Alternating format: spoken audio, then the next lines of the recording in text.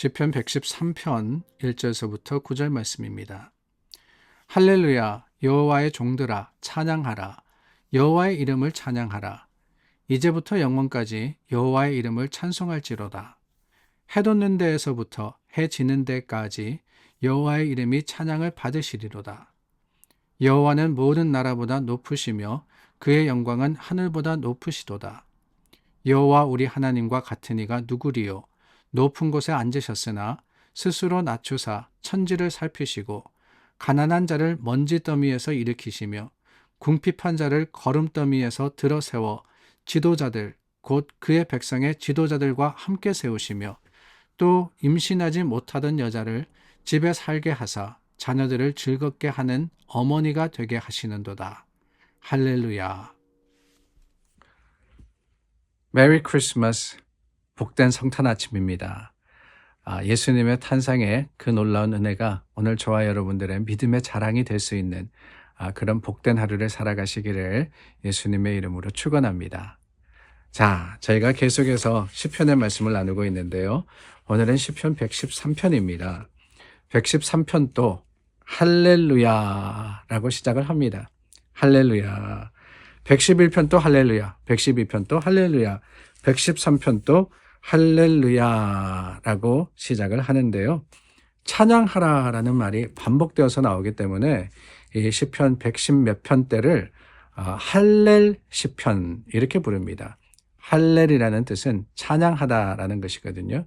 그래서 우리말로는 찬양시다라고 하기도 합니다. 학자들은 113편에서 118편을 할렛이라고 구분을 하고 또한 120편에서 136편, 146편에서 150편을 할렛시편이다 이렇게 구분을 했습니다.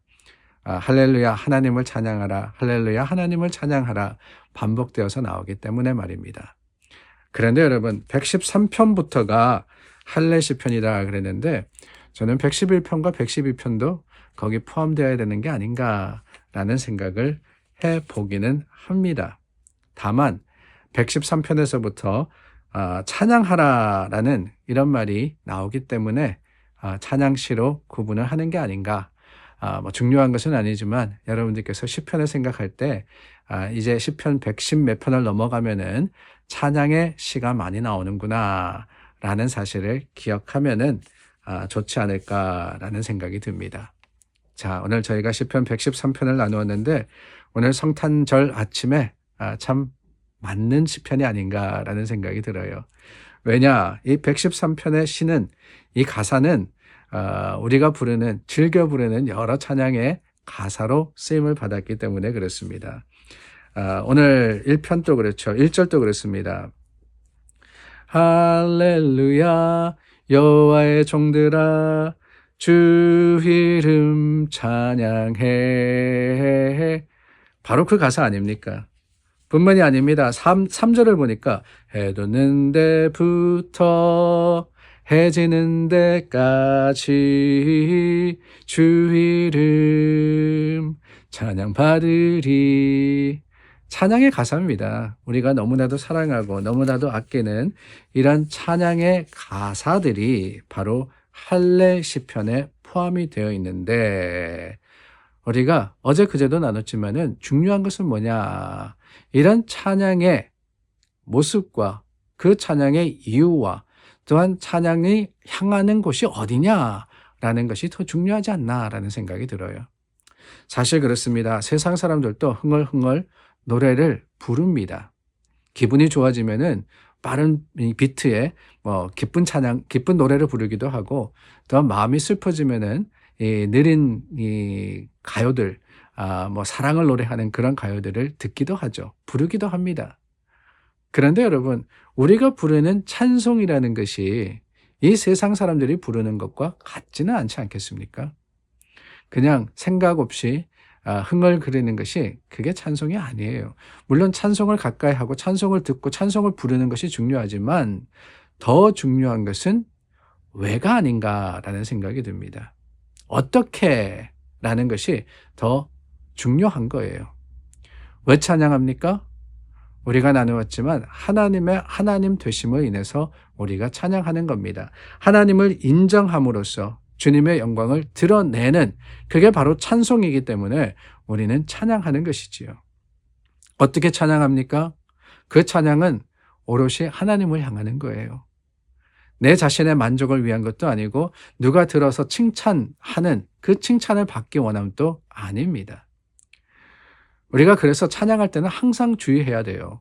찬양팀도 마찬가지고 성가대도 그렇고 우리도 마찬가지입니다.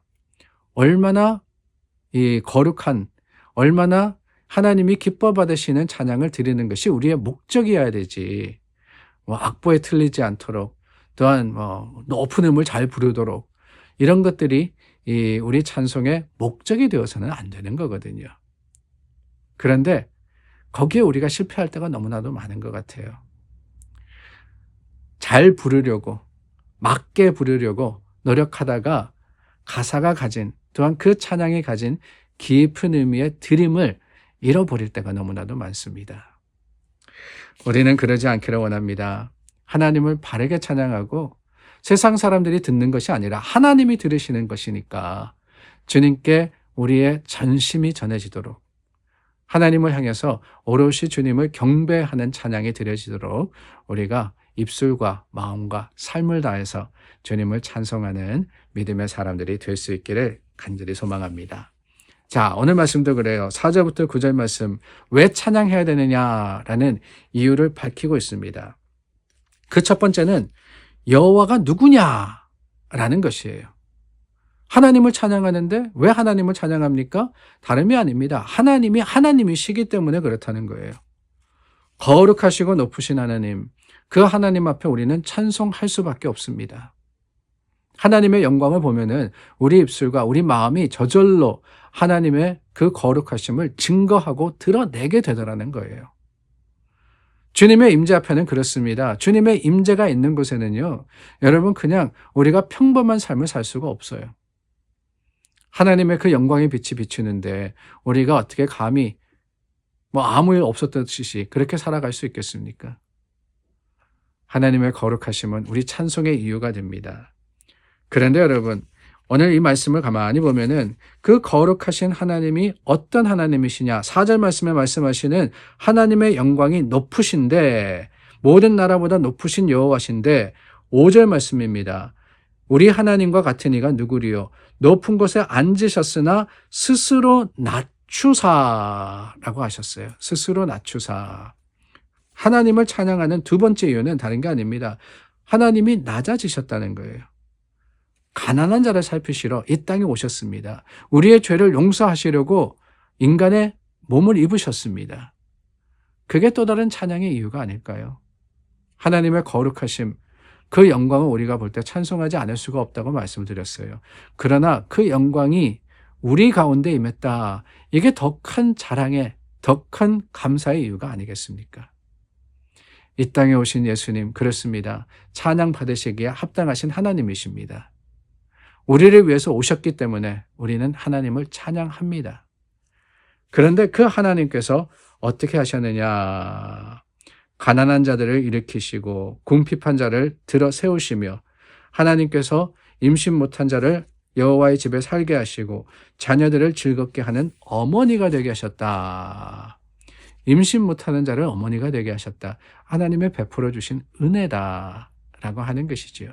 세상에서는 불가능한 일이었습니다. 세상에서는 할 수 없는, 되지 않는 일입니다. 그런데 하나님께서 우리 가운데 임하시니까 되더라는 거예요. 병이 났습니다. 상한 마음이 나음을 얻습니다. 관계가 회복됩니다. 하나님의 주시는 복과 은혜가 우리 믿음의 자랑이 됩니다. 세상은 아니라고 했지만 하나님은 맞다고 하시는 거예요. 그 은혜로 말미암아 오늘 우리 가운데 임하신 하나님을 찬양하는, 찬양하라, 찬양하라, 여호와를 찬양하라. 오늘 그 찬송에 충만함으로써 주님께 영광 돌리는 그런 성탄절이 될 수 있기를 예수님의 이름으로 축원합니다. 우리 함께 기도하겠습니다. 참 감사한 하나님, 하나님을 찬양합니다. 우리 찬양 가운데 함께 하시고 찬양을 받아 주시옵소서. 예수님의 이름으로 기도드립니다. 아멘. 여러분 성탄절 잘 보내시기를 바랍니다. 오늘 가족들과 함께 좋은 시간 보내시고요. 그 가운데 믿음의 감사가 충만한 하루가 되시기를 예수님의 이름으로 축원합니다.